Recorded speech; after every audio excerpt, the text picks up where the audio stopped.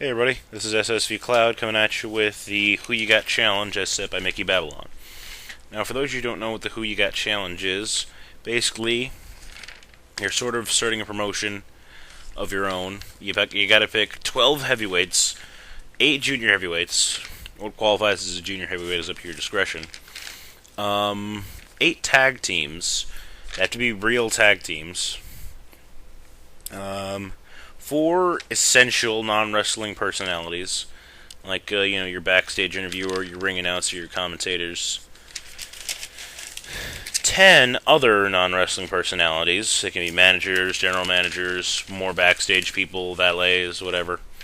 And 4 characters. Now that was Mickey's original setup. I also added 8 female wrestlers because Mickey's not a fan of women's wrestling, and that's fine. That's his deal, and I can understand why he wouldn't want to put that in there if he wasn't a fan of it. I, on the other hand, am. As long as there are good workers as long as the workers that are in the division are good, then you have some potential to really kind of make your promotion stand out. So I'm going to have 8 female wrestlers in my federation. Now, the thing I really want to go for here is kind of a blend of styles. A lot of styles, or at least some different styles in the heavyweight division, some different styles in the junior heavyweight division, some different styles in the tag team division. Obviously, not a lot of different styles in the non-essential division, but some different styles with the characters. Just different styles. I don't want it all to have to be a lot of cookie cutter. It's the same kind of thing you'd see on TV right now. Right, so in my heavyweight division, just reading off my list in no particular order. First up, I got Lou Thesz, one of the most influential wrestlers of all time, one of the longest reigning NWA champion of all time, and the youngest world champion in history. And he was back before a time where you had really faces and heels. You just had the guys wrestle, and if people wanted to cheer for him, they cheered for him. If they wanted to boo for him, boo for him. I've got him marked down as a face, just because. And this is Lou Thesz, 1940s, real prime of his career, around the time when he won the NWA title for the first time, became the youngest world champion in history. National Wrestling Association Championship, by the way, not National Wrestling Alliance Championship. Alright, so from the old to the slightly less old, we move up to Bruno Sammartino, longest reigning WWF champion of all time, WWE champion, any sort of acronym for the company. He has held the title the longest, and he is arguably the greatest WWF champion of all time, just on an aspect of draw alone. Back when you didn't have TV, back when you didn't have a whole lot of characters, Bruno Sammartino could fill a house just by being Bruno Sammartino. He's the only reason you have any idea who, shit, I can't remember his name. What's his name? He's the only reason you have any idea who Larry Zbyszko is, because Bruno Sammartino made him his apprentice and then feuded with him later. So yeah, just some really classic, old-school style wrestlers. Very aggressive, very map-based. That's the one style. And the next, from the old to the... Oh, and I'd also have Bruno be a face, obviously. Then from the old to the new, my next guy I got on here, Sheamus. A lot of people... There aren't a lot of people that are... Well, there are a lot of people that are fans of his work, but there are also a lot of people who aren't. I'm a huge fan of Sheamus' work. He's got a good character, he's got a unique look that he's gone out of his way to create at personal risk to his health, to the point where he has a vitamin deficiency because of his lack of sunlight. But the guy's a really good, strong, stiff, intense brawler.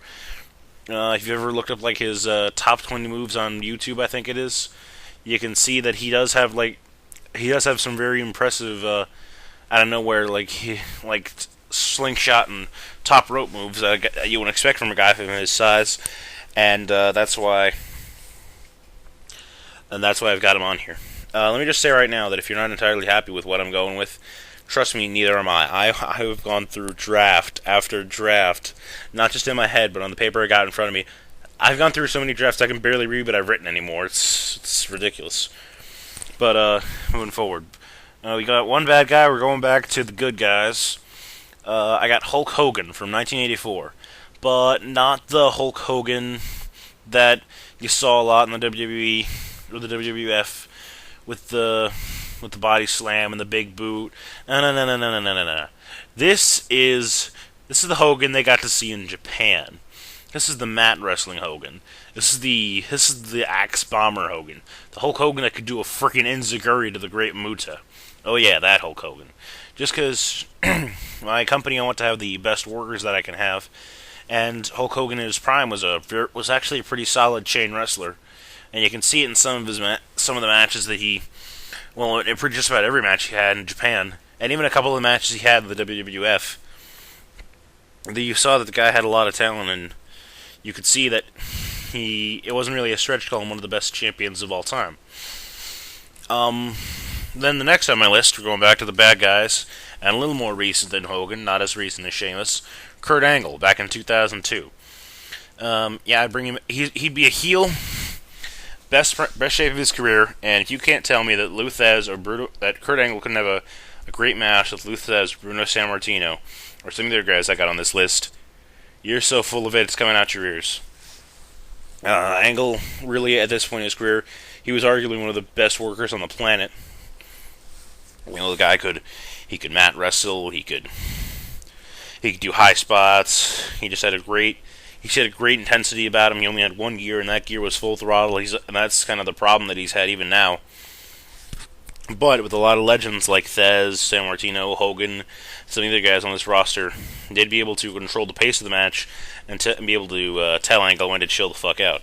Because if you watch some of his matches in TNA, that's his problem, really, that he has right now. He doesn't really have a good concept of pacing like he would have in some of his best matches, like he had against Michaels and Undertaker and Austin, guys that had been in the business for a while, and they knew how to pace and control the match. Whereas in TNA, where Angle has to control the match, just suplex, suplex, suplex, suplex. That's neither here nor there. Up next on the list, another bad guy, Brock Lesnar, from around the same time, 2003, 4, 2, whatever. You know, early in his, when he was being pushed as the monster that he is. Because really, I'm going to say it right now. In my opinion, Brock Lesnar is one of the most phenomenal athletes of all time. He's just even beyond a wrestler, beyond his amazing amateur acumen. The guy is just a freak in nature. He is bigger and faster and stronger than any mortal man has any right to be. He's like the son of Thor or some shit. The guy is not a normal human being, and I feel like he could just tear it up on this roster. He'd be amazing. Then up next, going back to the good guys, Stone Cold Steve Austin, babyface, 1996. Around the same character, he was working with the Austin McMahon storyline, the Bret Hart feud, all that stuff. When his popularity was really kicking off, Austin 3:16 says yada yada yada, and you know, this was before his injury, so this was really at the absolute prime of his career, the absolute prime of his working ability. The best you're probably ever going to get out of Stone Cold Steve Austin as far as a worker. And you know, when I got all these great workers in the division, or in the heavyweight division, I want to have the best version of a guy that I like that I can get, and I like Austin. Up next, we're back to the bad guys. Jack Swagger, as he is now, obviously. Swagger's another guy. I really think that he could be a future Kurt Angle. And then the biggest disappointment about Kurt Angle working with TNA is that he'll never get to have a match with Jack Swagger, which is a match that I really think would be amazing and would really help solidify Jack Swagger as a main eventer that he ought to be. He may not have the greatest promo skills on the planet, some people argue. I think that his promo skills really developed solidly in his world title run, which is really a shame that it went as bad as it did, because I thought during his reign he did all right. But yeah, this is just a guy. I might have him be Angle's protege. I might put them in a heel versus heel feud. The important thing is that I got them both on the roster, and god damn it, they're gonna wrestle each other. Next up, another bad guy, Ric Flair, 1984. What else do I gotta say? I got Hogan on my roster. I got Flair on my roster. Right there, I've already sold more pay-per-views than the history of man. And this, I got some of the greatest WWE and NWA champions in history on this roster. It's really one of the best as far as the heavyweight division that I probably would have been able to come up with just and based on my personal preferences alone. But yeah, Ric Flair, one of the greatest heels of all time, an amazing worker, an amazing character.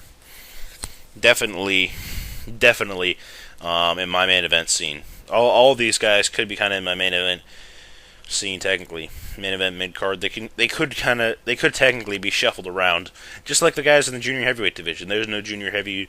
There's not really a belt that's confined to the junior heavyweights. There's no cruiserweight or X division belt. I just have guys wrestling each other for titles on different levels. So you might be able to see a well, I haven't gotten to the junior heavyweights. I don't want to give away any names yet. But you may be able to see a junior heavyweight guy wrestle a heavyweight guy and not have it be a squash match. But from Ric Flair to John Cena. I bring in John Cena as a face, and I bring him in 2008. Now, that was around the time. And, a lot of people say that John Cena is a terrible wrestler. He can't wrestle. He sucks. I wholeheartedly disagree. He's a solid wrestler, if nothing else. And if you give him the right opponent, he can have an amazing match. Just last month, or just a couple weeks ago, Money in the Bank, his near Iron Man match with HBK the night after WrestleMania.